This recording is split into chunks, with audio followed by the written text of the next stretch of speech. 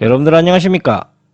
올여름 상당히 덥습니다. 그런데 의외로 습하지 않아서 그늘에서 상당히 시원함을 느끼고 있고 점점 한국이 열대화되고 있다는 게 몸소 느껴지긴 합니다. 어쨌든 건강 조심하시고 요즘에 모기들 중에 말라리아가 가끔씩 돌아다닌다라고 합니다. 뭐 기후가 바뀌었기 때문에 그런 모기들이 돌아다니겠죠. 그래서 모기 조심하시고 안전한 여름 보내시길 바라겠습니다. 자, 우리가 저번 시간에는 어떤 이야기를 했느냐? 바로 부의 진실에 대해서 이야기를 했지 않습니까? 그 전에 있는 방송을 그러니까 못 보시는 분들이 있었다면 다시 한번 간단하게 간추려서 이야기해 보자면 우리가 부자라고 생각하는 자들은 의외로 돈의 노예들이 상당히 많았고 그만큼 돈을 많이 가진 만큼 빚쟁이였다는 사실에 대한 내용이었는데 자, 오늘 이 시간에는 무엇을 이야기할 거냐 하면 바로 편중된 부의 그 진실 그 이후에 우리는 과연 그걸 알게 되었으니 어떻게 앞으로 살아야 할 것인가에 대해서 좀 이야기를 해보려고 합니다. 자, 요즘 살기가 너무 어렵죠. 유리 지갑만 털털 털어가고 있는 대통령과 정치인들만 보더라도 혈압이 막 급상승하고 있고 여기에다가 금융사기 너무나도 뉴스에서 빈번하게 터져나오고 있는데 그들이 받는 처벌은 매우 미약한 수준입니다. 사실 그런 일들이 어떻게 일어나고 있는지 또한 인플레이션과 경제 공황에 대한 문제로 터져나오고 있는 불법적인 문제들인지 그것은 내 알 바는 아니겠지만 어찌 되었든 간에 이 거지 같은 세상 일단은 나부터 살고 봐야 되지 않겠습니까? 자, 상당히 복잡한 경제 위기 속에서 한 치 앞도 내다볼 수가 없는 상황이죠. 여기에서 개인 부채에 대한 걱정들이 엄청나게 비중이 많이 늘어났을 거라고 봅니다. 그래서 부채를 빨리 청산하는 게 맞는 것인지 아니면 차라리 그 돈으로 금이나 은 같은 안전자산을 구매하는 게 나을지 상당히 많은 고민을 하고 있을 거라고 저는 생각을 합니다. 사실 저는 뭐 경제 전문가는 아닙니다. 그런데 솔직히 경제 전문가들이랍시고 TV에 나와가지고 뭐 있는 척 복잡한 용어 쓰면서 열심히 시비를 대고 있는 놈들 시간 지나고 보면 맞는 거 하나도 없지 않습니까? 사실 이 경제를 예측한다는 게 뭐냐면은 주식과 동일선상의 상황이다라고 여러분들이 보셔야 됩니다. 이게 뭔 소리냐면은 과거 유명했던 애널리스트와 원숭이가 주식 투자 대결을 했습니다. 그런데 원숭이가 압도적으로 승리한 일화가 있었죠. 그래서 쉽게 사람들이 전문가들이라는 그 용어에 함정에 빠지는 이유가 이들은 많은 걸 알고 많은 걸 배웠기 때문에 복잡한 단어를 쓰고 있기 때문에 많은 것을 알고 있을 것이다 라고 생각을 하는데 사실상 주사위 던지기와 같다. 알든 모르든 그것은 예측할 뿐이지 정답이 될 수는 없다. 그렇기 때문에 여러분들은 그들이 말하는 것을 정답이다라고 생각하시고 받아들이시면 안 된다. 다시 한번 말씀드리겠습니다. 남을 의지하지 마라. 남에게 의탁하지 마라. 그리고 그들이 많은 걸 안다고. 더군다나 모든 사람들이 바라보고 있고 모든 사람들이 듣고 있는 공영 미디어나 공영 언론에서 말하고 있는 것들을 그대로 믿는다라는 것은 바보와 다를 바가 없다. 그 부분 다시 한번 말씀드리고 여러분들은 늘 이 위기를 슬기롭게 대처하셨으면 좋겠습니다. 자, 그렇다면 거두절미하고 우리가 가장 먼저 생각해야 될 것이 무엇인가? 과연 정말로 경제공황은 앞으로 다가오게 될 것인가? 또한 미국의 달러 패권 정말 위협받고 있는 것인가? 이 두 부분에 대해서 우리가 깊게 고민하면 금방 나온다라는 이야기죠. 뭐 일단 경제공황의 원인에 대해서 우리가 좀 생각을 해봐야 되겠죠. 이게 가장 원초적인 단계고 말이죠. 여러분들은 경제공황에 대해서 상당히 복잡하게 생각하시는 분들이 많을 거라고 봅니다. 뭐 언론이나 미디어에서도 경제공황에 대해서 정확히 정의 내리지 못하고 있고 근데 이건 아주 간단한 문제입니다. 여러분들. 그러니까 경제 버블이 끼었다라는 이야기죠. 쉽게 말하면. 근데 그 버블이 뭡니까? 그렇죠. 윗놈들이 작정하고 사기를 치기 위해서 만든 시스템. 그게 뭐겠습니까? 화폐입니다. 이 화폐 때문에 이 모든 원인들이 생겨나고 있다는 거죠.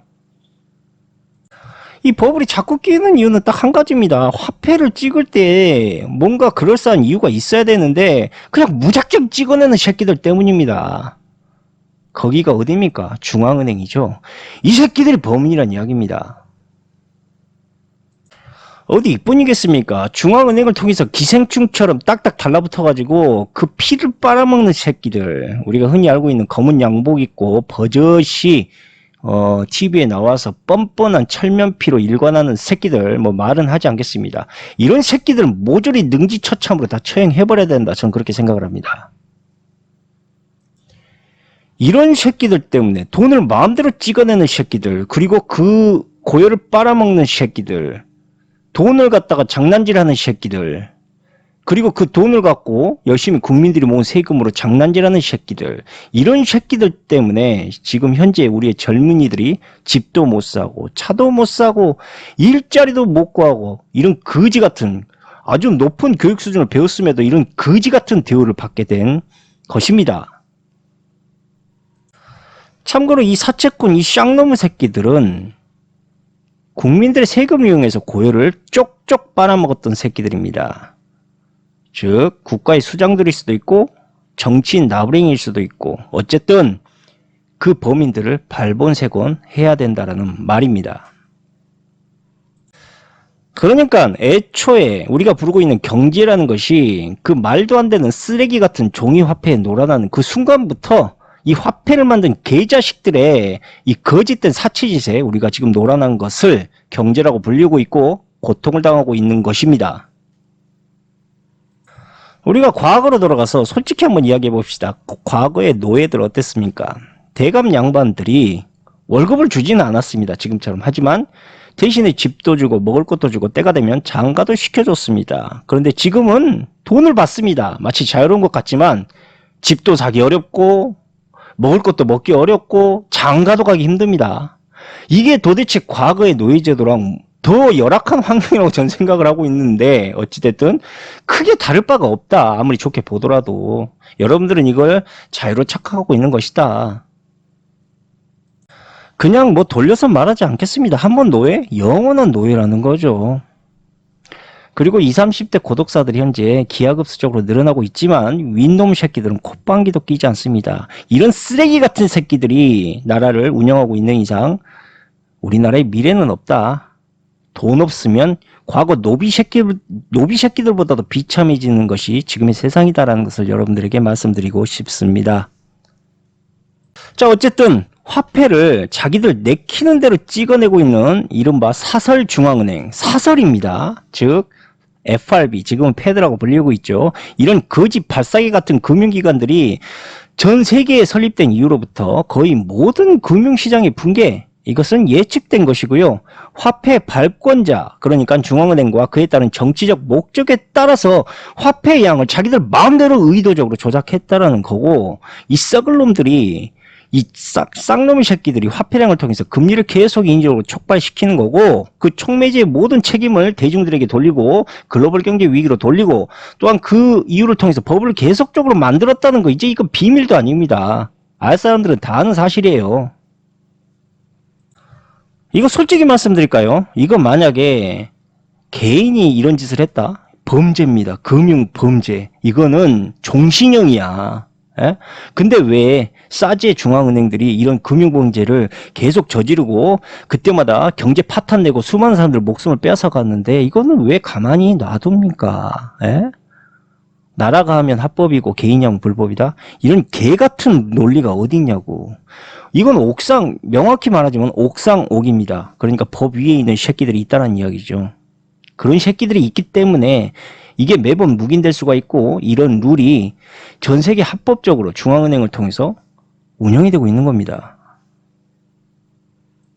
카지노, 경마 합법입니다. 왜? 정부가 하니까. 수천, 수백 명이 폐가망신하거나 죽어도 합법입니다. 왜? 나라가 하니까. 중앙은행도 똑같습니다. 수백, 수천만 명을 갖다가 사채짓을 해도 합법입니다. 아주 쉽죠. 자기들 마음대로 정해놓고 합법, 불법 자기들 마음대로 합니다. 왜? 법을 만드는 새끼들, 그리고 법 위에 있는 새끼들이 있기 때문이죠.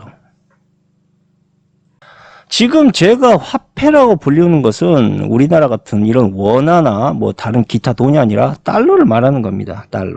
우리나라 원화 같은 거 사실 돈도 아닙니다. 옆나라 일본만 가도 이거 그냥 종이조각입니다. 아무도 안 받아줘요. 제가 그것 때문에 일본에서 이틀을 굶은 적이 있습니다. 그만큼 원화의 가치는 거의 없습니다. 자, 제가 지금까지 말씀드렸던 것은 그냥 저의 헛생각이 아닙니다. 1929년 미국 중앙은행, 그러니까 FRB가 갑자기 의도적으로 화폐 공급을 중단시킵니다. 왜냐하면 바로 심각한 경기 침체를 촉발하기 위해서죠. 그 때문에 수많은 기업들 파산했고요. 부동산 가격 지금처럼 폭락을 했습니다. 하지만 소수의 은행가들은 어땠을까요? 반대로 엄청난 혜택을 받게 됩니다. 이거 어째 느낌이, 그러니까 1929년에 일어났던 경제 위기가 지금과 매우 비슷하다라는 느낌이 들지 않습니까?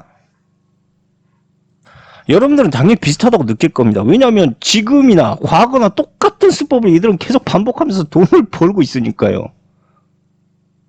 어떨 때는 화폐를 줄여서 경제 위기를 만들고, 또 어떨 때는 화폐를 풀어서 경제 위기를 만듭니다. 사람들이 얼마나 바보 같고 아둔하다고 느끼길래 매번 똑같은 짓을 저들은 하고 있는 걸까요? 그리고 우린 똑같이 당합니다. 그런데 여러분들이 바보나 멍청이가 절대 아닙니다. 왜냐하면 여러분들은 배우지 않아서 어리석기 때문이죠. 그러니까 나라에서 금융에 대해 교육을 하지 않기 때문입니다. 자, 한번 생각해 보십시오. 우리가 교육을 받는 이유는 사회에 나가서 사회의 모든 이런 생활들을 할 수 있는 준비를 거치는 것이 바로 지금의 교육입니다. 그런데 왜 가장 중요한 금융과 화폐에 대한 교육은 하지 않겠습니까? 왜 안 하겠어요? 여러분들이 그거 만약에 배우면 여러분들 눈탱이를 날릴 수가 없다니까. 그러니까 여러분들 거기에 대해서 절대 몰라야 되고, 그리고 저들이 하고 있는 저 반복적인 행위를 계속 당해야 되는 게 여러분들의 입장이라는 거죠. 그렇게 금융에 대해서 우리가 배우지를 못했기 때문에 저들이 풀어대는 돈을 아무 생각 없이 돈이 막 풀리기 시작하면 그것을 빌리는 거고, 또한 그렇게 오른 물가와 이자, 부채를 이용해서 저들은 때가 되면 엄청난 양의 부동산 그리고 알짜 기업들을 저가로 사들이는 거죠. 그리고 우리는 이 같은 저들이 하고 있는 저런 쓰레기 같은 행위를 매번 반복적으로 틈 날 때마다 아침, 점심, 저녁 밥 먹듯이 당하는 거고, 정치인들과 금융가들은 당연히 대중들의 이러한 돈을 갈취하거나 착취해야 되기 때문에 철저히 숨겨야 되는 것이죠.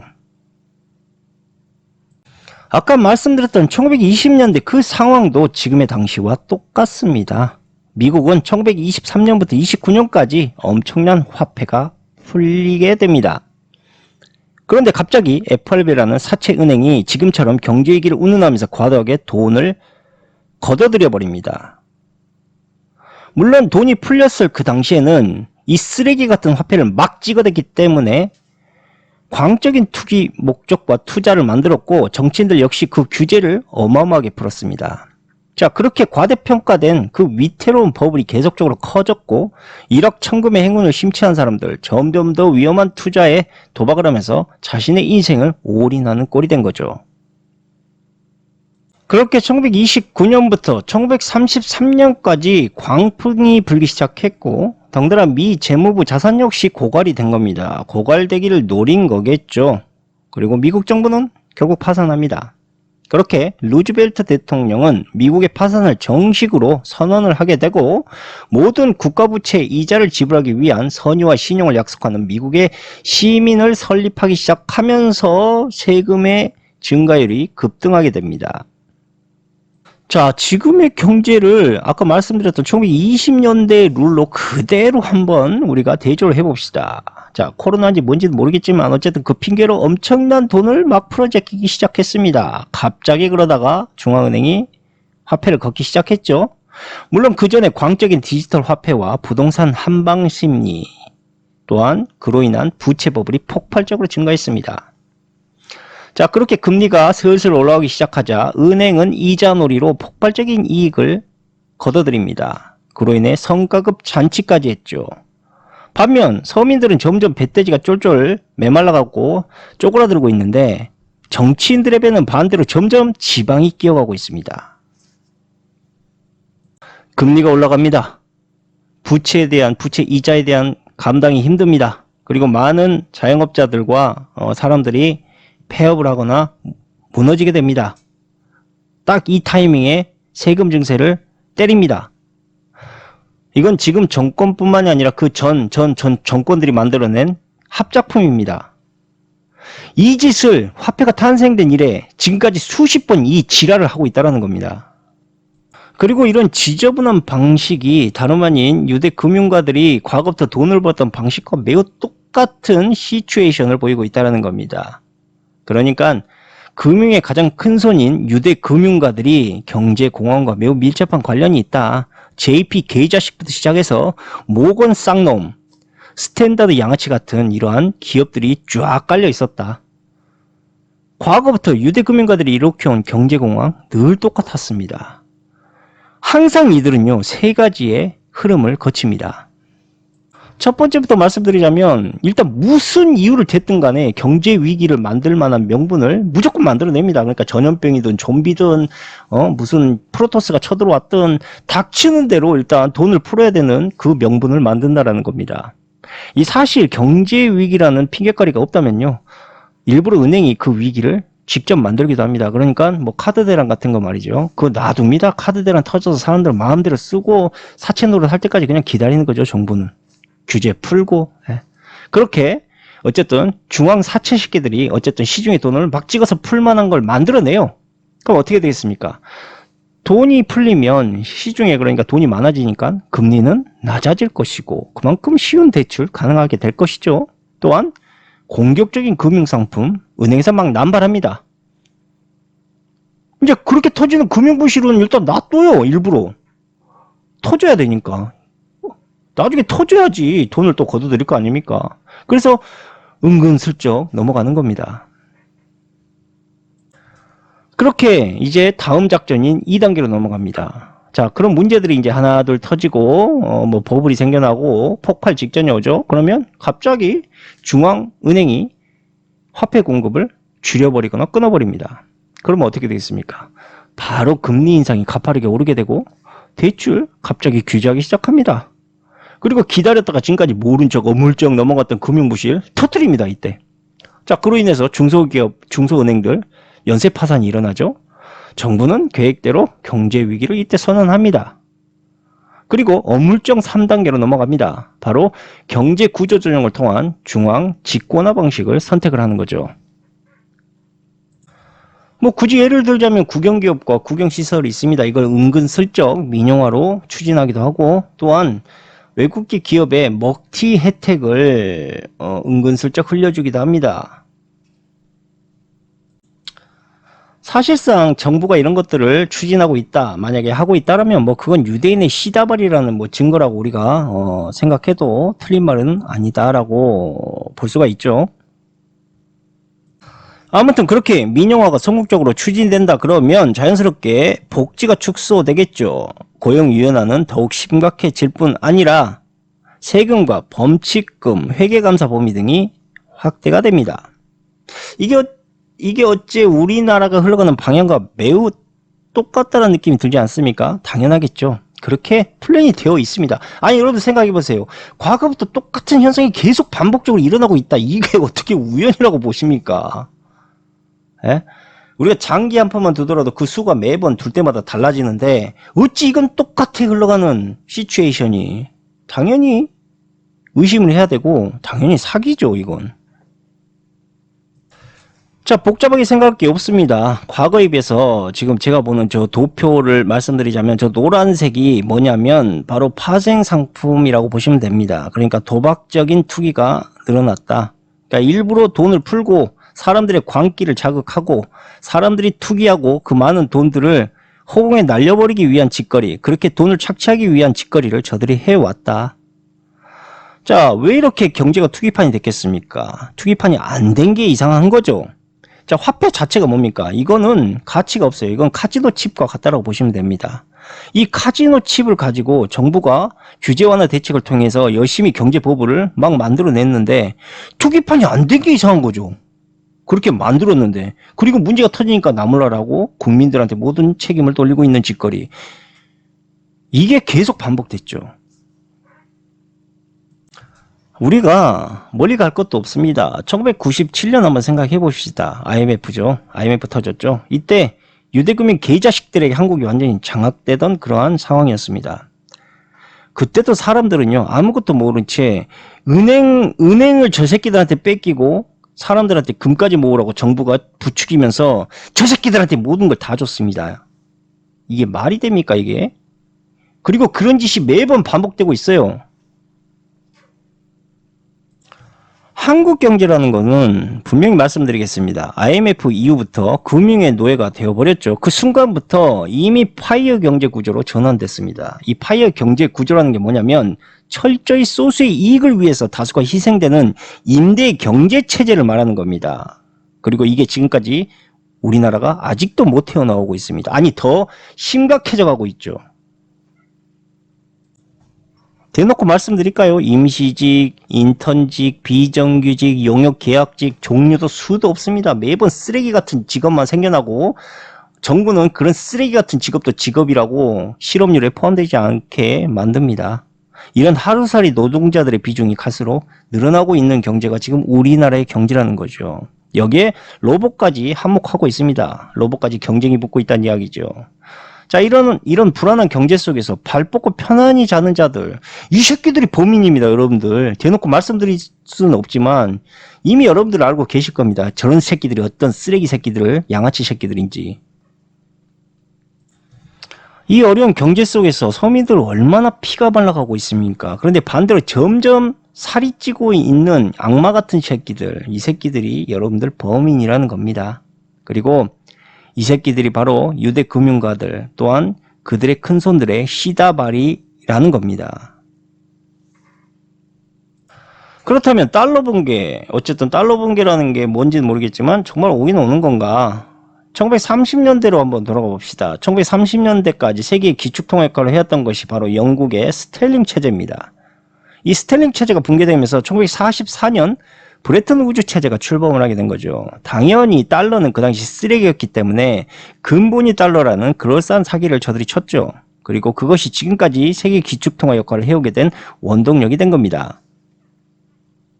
이건 너무나도 흔한 이야기이기 때문에 여러분들도 다 알고 있을 거라 생각하기 때문에 그냥 넘어가고, 어찌되었든 영국이 기축통화를 미국에게 넘기게 된 것은 1차와 2차 세계대전으로 인해 국력이 약화되었기 때문입니다. 한마디로 기축통화의 조건은 경제 규모와 그 나라의 국력만큼 신용도를 갖게 되는 것인데, 이것도 모르는 어떤 똘추 같은 놈이, 누군지 말씀드리진 않겠습니다. 어떤 똘추 같은 놈이 한국의 화폐가 기축통화가 될 것이다 라는 개소리를 열심히 망발한 적이 있었죠. 솔직히 좀 쪽팔린 이야기라고 저는 생각을 하는데, 어찌되었든 그 나라의 국력과 경제력이 기축통화의 척도다. 그리고 이것은 이력서고, 그 이력서가 통과돼야지만 국제이사회에서 그 화폐의, 기축화폐의 자격을 보고 그것을 기축화폐로 인정한다. 뭐 이 부분만 알아도 되겠죠. 그런데 영국에서 미국으로 이런 방식으로 기축통화가 넘어간 것이다라고 그렇게 나와 있지만, 사실 국력과 경제력이라는 것은 서로가 연극을 한 것이고, 실제로 세계 경제를 장악하기 위한 그 화두가 미국이었다는 거고, 유대 금융가 집단들이 금융을 독점하기 위한 장소로 미국을 선택했다라고 보시는 게 더 맞는 거죠.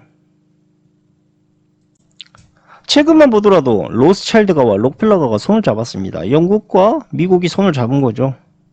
새로운 금융화폐를 건설하기 위해서. 자, 이것만 보더라도 영국과 미국 여전히 건재하다라는 거 여러분들도 충분히 체감할 수 있을 겁니다. 자, 그렇게 미국의 엄청난 국방력과 2차 세계대전의 강력함을 보여준 그 당시에, 그러니까 국가들은 달러를 사용할 수밖에 없도록 강요를 받을 수밖에 없었겠죠. 잘못하면 깡패한테 쳐맞을 수 있으니까. 미국이 무서워서 근본위가 무너져도 달러를 사용할 수밖에 없는 상황. 달러냐 위안화냐 이런 게 중요한 게 아니라는 거죠. 그럼 중요한 사실이 뭐냐? 아까 말씀드렸던 국제이사회가 어떤 화폐를 유대 금융집단들의 권한을 이용해서 기축통화로 선택하느냐 문제라는 거죠. 그러니까 그 나라의 경제력이나 국력이 아니라, 더 자세히 말씀드리자면 전 세계를 위협할 정도의 군사력을 갖춰야지만 기축통화가 될 수 있는 것이다. 중국과 러시아의 군사력이 더욱더 강대해지게 된다라는 이야기겠죠. 앞으로 이 말의 뜻은 전쟁의 위기가 언제든 촉발될 위기로 우리가 치닫을 수 있다. 저놈의 돈 때문에, 기축통화라는 저 개념 때문에 앞으로의 미래는 상당히 위태로울 수 있다. 뭐 이렇게 복잡하게 말하냐? 쉽게 말해라. 예, 알겠습니다. 달러의 붕괴 올 수밖에 없다라는 이야기를 저는 하고 있는 거죠. 해마다 국제 결제 통화로서의 달러 사용이 감소되고 있습니다. 각국의 미국 채권 보유가 줄어들고 있는데도 불구하고 미국 정부는 달러의 발행을 줄이기는커녕 더 늘리고 있습니다. 그리고 그렇게 채권의 가치를 하락하게 만들고 있고 사실상 경제를 전혀 고려하지 않고 금리를 인상하고 있습니다. 최근에 발생한 은행의 연쇄 파산 위기 역시도 이 때문이죠. 이걸 속담으로 말씀드리자면 믿는 도끼 발등 찍혔다. 그러니까 미국이 그렇게 믿고 있었던 달러, 그 달러가 미국의 경제를 무너뜨리고 있다. 쉽게 말해서 달러의 과잉 발행이 아니었다면 중국을 비롯한 많은 나라들이 굳이 대체 결제 시스템을 만들 필요가 없었을 것인데 달러 때문에, 달러의 남발 때문에 그런 것들을 만들어내기 시작했다. 결국 미국은 탈산업화, 오만한 외교정책, 규제 남발 이 세 가지를 통해서 교묘하게 탈달러를 계속적으로 만들어내고 있고 그렇게 몰아가고 있습니다. 왜 미국 스스로가 서로 탈달러를 자행하고 있느냐? 새로운 화폐를 만들기 위해서죠. 그러니까 과거를 우리가 돌아가 봐서 코인 열풍과 투기 왜 만들어냈겠습니까? 아무것도 가치 없는 것을 돈으로 만들고 가치 있게 만들기 위해서 사람들에게 투기와 열풍을 불러일으켰던 거고 그 소스를 이용해서 결국 새로운 화폐를 얘들이 만들고 있지 않습니까? CBDC 같은 것 그리고 IMF와 BIS 얘들 역시도 새로운 디지털 화폐를 만들고 있습니다. 그러니까 유니코인이라는 화폐를 만들고 있고 또한 그 화폐를 마음대로 결제할 수 있도록 화폐 네트워크라고 할 수 있는 브레이크 허브까지 출시를 하고 있습니다. 그러니까 이 모든 것들이 CBDC 화폐와 어우러지면서 새로운 화폐에 대한 체제를 IMF, BIS, 패드가 만들어내고 있다는 거죠. 참고로 패드 역시도 7월달부터 패드나우라는 디지털 화폐를 출시하려고 한답니다. 그리고 말씀드렸던 저 세 가지의 화폐들은 CBDC와 현금의 중간 형태를 띠고 있기 때문에 언제든지 자연스럽게 지금의 화폐처럼 교류할 수 있다. 그리고 저 세 가지 시스템이 한 번 합일치로 딱 서로 연동되게 되면 그게 기초화폐가 되는 겁니다.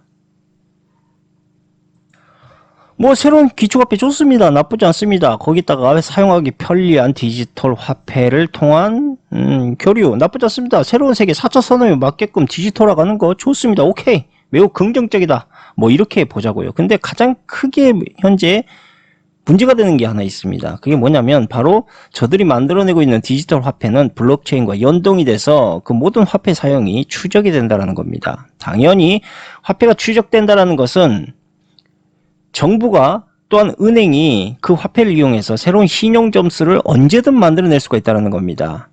그러니까 우리는 그 화폐를 필수적으로 사용할 수밖에 없고 그 화폐에는 항상 신용 점수가 같이 연동되게 된다는 겁니다.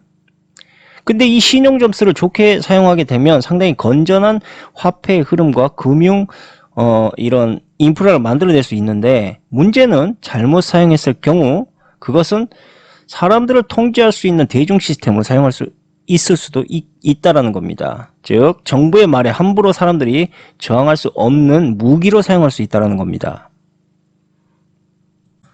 가령 들어 정부가 어떠한 요구하는 것들이 있습니다. 개인에게. 근데 그것을 만약에 이행하지 않았을 경우 화폐를 끊어버립니다. 그러면 아무것도 할 수가 없는 상황이 오게 된다는 거죠. 즉 이렇게 무기화를 할 수 있다. 그리고 우리가 자유민주주의라고 외치고 있는 이러한 세상이 이 화폐의 변동 하나만으로 전체주의 혹은 사회주의로 바뀔 수 있다. 그래서 금융이라는 무기가 얼마나 강력한지 여러분들은 다시 한번 체감해야 된다. 당연히 우리는 자유 시민으로서 저런 말도 안 되는 뭐 신용점수 같은 저런 쓰레기 같은 거를 거절할 권리가 있겠죠. 근데 솔직히 말씀드리겠습니다. 우리 지금까지 살면서 거절할 권한이나 줬습니까? 저 새끼들이. 결국 우리도 모르게 저런 모든 것들이 통과되게 될 것이고 우리는 그 사회에서 반강제적으로 살아야 하는 지금까지도 항상 그래왔지 않습니까? 뭐 언제 대중들의 어떤 목소리를 들어본 놈들이 몇 명이나 있습니까? 윗놈들 중에서. 그렇지만 뭐 최소한의 우리가 신용접수를 통해서 우리의 사생활까지 통제하려고 하고 또한 간섭하려고 한다 그러면 이건 정말 문제가 있는 거죠. 이건 격렬하게 저항을 해야 된다. 이런 상황이 오면, 만약에 이런 상황이 온다면 저도 가만히 있지 않고 격렬하게 저항할 것이다 라고 여러분들에게 약속드리고 싶습니다. 자, 그렇다면 부채 문제 그 해결점은 없는가? 지금부터 이야기해 봅시다. 바이마르 공화국이나 베네수엘라나 짐바브웨이처럼 하이퍼 인플레이션으로 경제공황이 발생했거나 또한 전쟁이 발발했을 경우 모든 부채 탕감이 됩니다. 왜냐하면 화폐 가치가 우리 집 누렁이의 개똥보다도 못한 가치를 가지고 있는데 그 가치에 엄청난 부채 이자를 뭐 한 달에 뭐 트럭 10대분을 갖다가 실어가면서 그 이자 갚아야 됩니까? 갚을 필요가 없다라는 거죠. 제가 이 이야기를 통해서 하고 싶은 말이 그럼 뭐냐면, 자, 우리가 강제로 경제를 궁핍하게 만들었던 저 사기를 벌인 자들을 위해서, 그러니까 채권자들로부터 어쩔 수 없이 그 상황에서 빌릴 수밖에 없었던 그 돈을 왜 다시 돌려줘야 되냐는 이야기죠. 우리가 원해서 그 돈을 빌린 게 아니라 저 새끼들이 돈을 빌릴 수밖에 없게 만들어서 그 빌렸던 사기적인 돈을 왜 돌려줘야 되느냐. 굳이 비유를 하자면 몰래카메라와 매우 흡사하죠. 그러니까 대중들로부터 자신들의 돈을 팔아제끼기 위해서 인위적으로 몰래카메라처럼 인위적으로 모든 시스템, 그러니까 경제를 궁핍하게 만들고 어렵게 만들어서 그 돈을 사람들에게 뿌리고 대신 사람들의 시간을 사는 행위를 한 거죠. 바로 이게 지금 우리가 말하고 있는 경제라고 불리고 있는 시스템이 이겁니다. 그리고 그들은 자신들이 만든 돈과 사기적인 지불 시스템 테두리 안에 우리를 가둬놓고 그 카지노 칩 같은 아무 쓰레기 똥값보다도 못한 종이돈을 이용해서 우리의 인생을 사고팔고 하고 있는 것입니다. 따라서 조작된 경제 위기, 금융대출의 사기, 그걸 통해서 어쩔 수 없이 강매당하고 있는, 돈을 강매당하고 있는 대중들, 당연히 그 더러운 원금과 부채 왜 갚아야 됩니까? 우리가 사채에서 돈 빌려서 말도 안 되는 이자를 무는 거 원금도 안 갚아도 되잖아요, 솔직히. 그게 똑같습니다. 사실 갚지 않아도 된다 이거죠. 국가에 납부하는 세금 저것도 문제가 많습니다. 왜 세금을 우리가 납부합니까? 우리 돈입니다. 납부해서 우리 나라를 건실하게 키우라고 만든 돈입니다. 준 돈입니다. 그러면 그 돈을 어떻게 사용했고 어떤 식으로 투자를 했는지 국민들에게 여실히 보여줘야 되는 게 맞죠. 근데 반대로 착취를 하고 있습니다. 세금을 통해서 억압하고 있고 학대하고 있고 더 나가서 아무 일도 하지 않는 정치 광대들의 배만 불리우고 있고, 이뿐이겠습니까? 그 돈을 이용해서 국민들에게 편안함과 안락을 주는 게 아니라 더 불합리하고 불평등한 사회를 만드는 데 일조하고 있어요.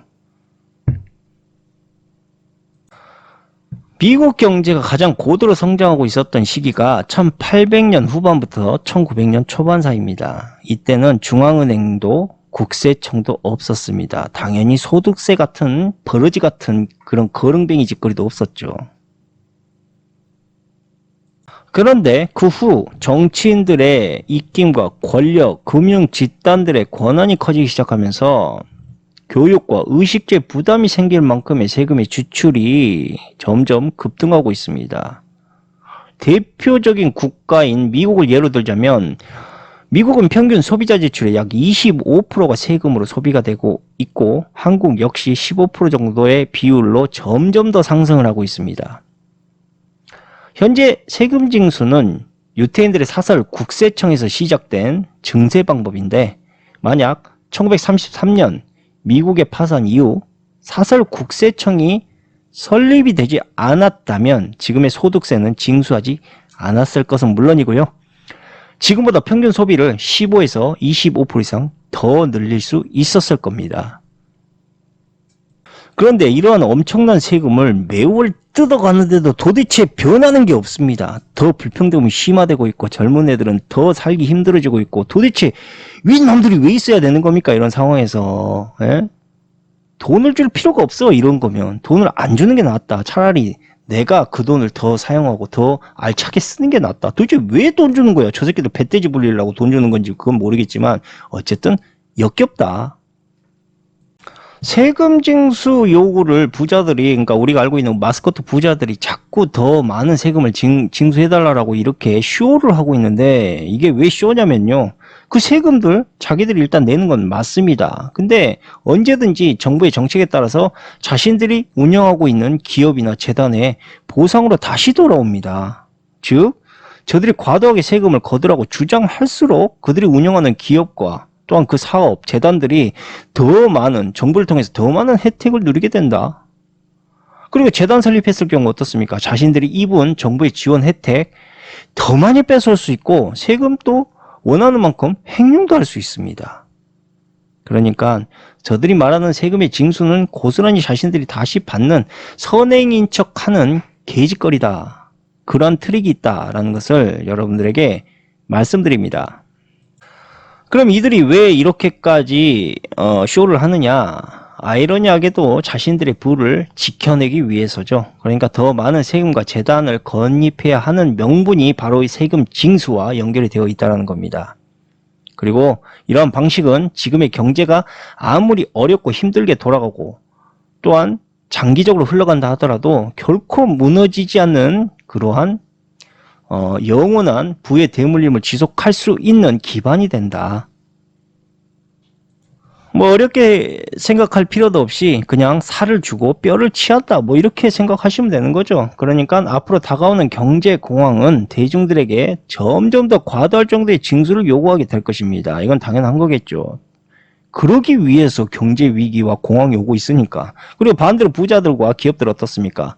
대중들이 낸 세금의 피를 쪽쪽 빱니다. 그리고 안전하게 그들의 부를 계속 지켜나갈 겁니다. 그러므로 앞으로 등장하게 될 새로운 노예제도 시스템인 CBDC 화폐를 우리가 주의 깊게 봐야 된다. 그리고 대비하기 위해서는 가장 안전한 자산 중 하나인 금과 은을 비치해 두는 게 좋다. 뭐 저는 그렇게 생각을 합니다. 왜냐하면 이게 종이화폐에서 디지털 화폐로 전환되는 시기에는 화폐 가치에 급격한 변동이 일어날 수 있기 때문인데 이때 우리의 자산을 지켜내는 것이 가장 중요하다. 저는 그렇게 판단을 하고 있기 때문입니다. 또한 4차 산업과 우주 개척 시대에서 가장 필수적인 자원이 다름 아닌 금과 은입니다. 그래서 장기적으로 놓고 봤을 때 단기적으로는 크게 흔들림이 없겠지만 장기적으로 놓고 봤을 때 그 가치는 계속 솟을 수밖에 없다. 종이화폐처럼 똥값보다도 못한 쓰레기가 되지는 절대 않는다. 즉 미래 가치성 때문에 장기적으로 투자하기에 상당히 좋은, 그런데 단기적으로는 화폐의 안정적인, 이 화폐 교체 시기에 안정적인 자산 비치로 사용할 수 있고 장기적으로는 그 가치의 희소성으로 인해서 가격의 어떤 투자적인 성향으로 만들어낼 수도 있다. 다음으로 주식과 코인판.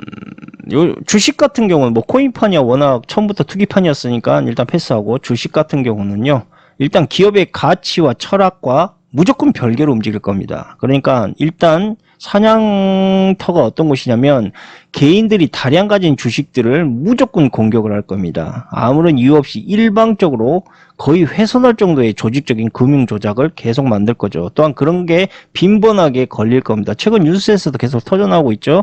과연 그게 소규모의 조직 집단들이 했던 그런 투자겠습니까? 또한 그런 사기겠습니까? 조작이겠습니까? 뻔하죠. 그래서 여러분들은 이 위험한 살얼음판에서 주식 투자에 대해서 다시 한번 심사숙고해서 투자를 하셔야 된다라고 말씀드리고 싶습니다. 방송을 오랜만에 하다 보니까 저도 힘들고 어쨌든 긴 방송을 일단 들어주셔서 감사하고요. 끝으로 아직 경제위기는, 본격적인 경제위기는 오지 않은 것 같고 아주 장기적인 추세로 흘러가는 흐름이기 때문에 결국 서서히 경제에 대한 문제들이 여기저기 터져나오기 시작할 것이다. 그 장기적인 것을 견딜 수 있는 사람은 당연히 부채가 없는 사람들 것이다 라는 것을 말씀드리면서 오늘 방송은 여기에서 마치도록 하겠습니다. 긴 방송 시청해 주셔서 감사합니다.